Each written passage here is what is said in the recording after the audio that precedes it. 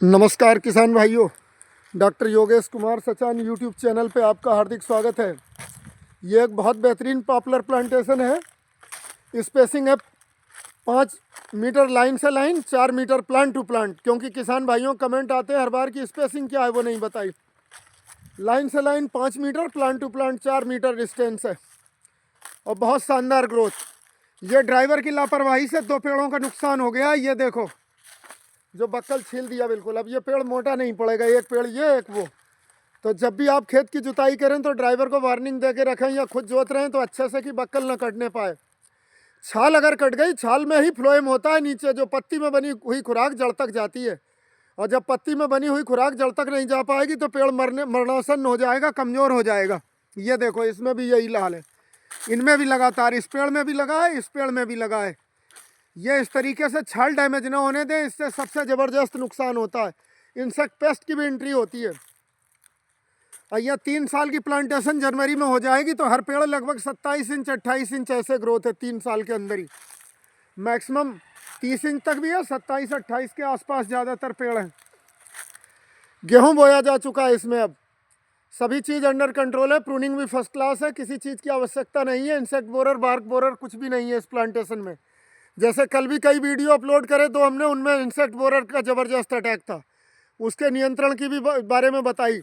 तो अब गेहूं ये 15 दिन हो गए तो किसान भाइयों को सलाह यह दी जाती है कि गेहूं के लिए पहला पानी क्राउन रूट इनिशिएशन स्टेज बोली जाती है, CRI स्टेज, जो एग्रोनॉमिस्ट की भाषा में, कृषि वैज्ञानिकों की भाषा में क्राउन रूट इनिशिएटिंग स्टेज।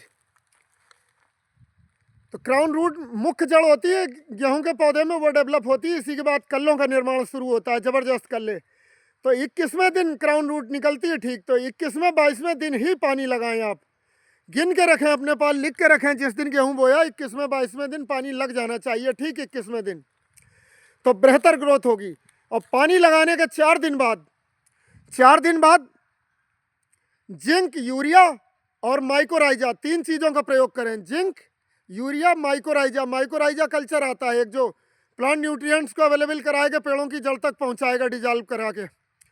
और जिंक की डिफिशियंसी जिंक से दूर होगी। जिंक सल्फेट 5 किलो प्रति एकड़ का लगा सकते हैं, यूरिया 45 किलो एकड़ का।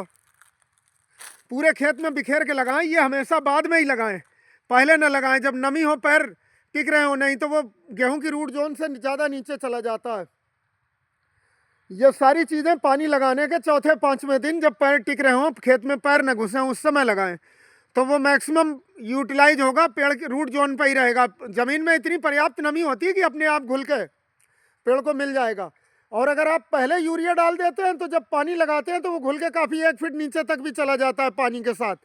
क्योंकि मिलक, बिलासपुर, रामपुर, मुरादाबाद, यहाँ की ज़्यादातर ज़मीनें ऐसी हैं कि इधर से पानी लगाओ, दूसरी क्यारी में चलेगा, तब तक पहली क्यारी का सूख जाता है।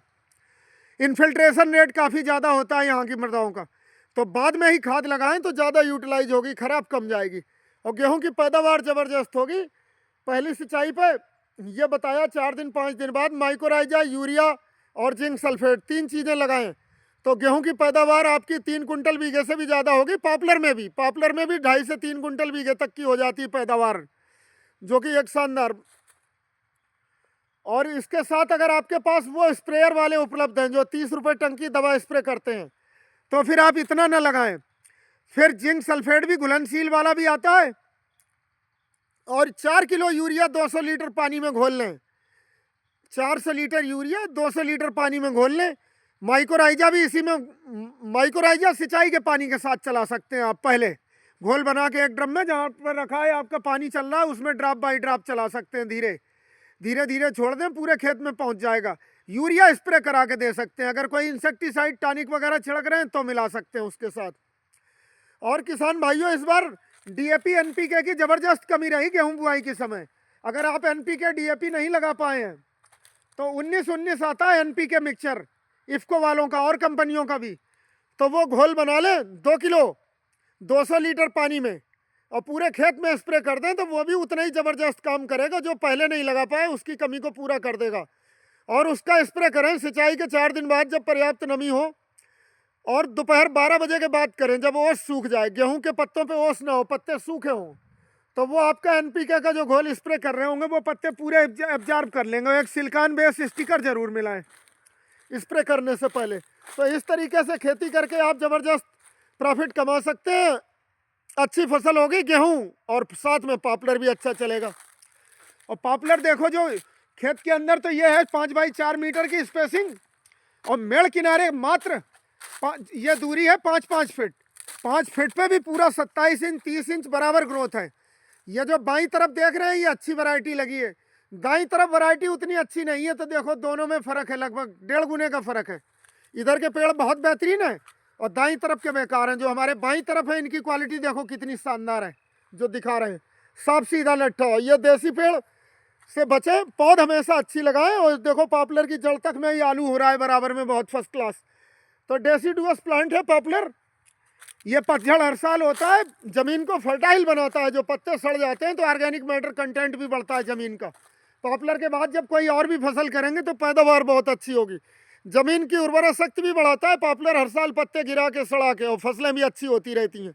अब पर्याप्त धूप हो जाएगी तो गेहूं के साथ सरसों की भी फसल बहुत अच्छी होती है। अभी एक वीडियो आज सरसों का भी बना के डालेंगे कि पॉपुलर के साथ सरसों की भी बहुत शानदार खेती होती है। जो किसान भाई कहते हैं कि नहीं तो उनके लिए दिखाएंगे, क्योंकि सरसों इस समय फूल रही होती है और इसमें पत्ते गिर जाते हैं तो सरसों को पर्याप्त धूप मिलती है, इसलिए शानदार होती है। इस तरीके से कृषि कार्य करके किसान भाई ज़बरदस्त कृषि लाभ प्राप्त कर सकते हैं। धन्यवाद।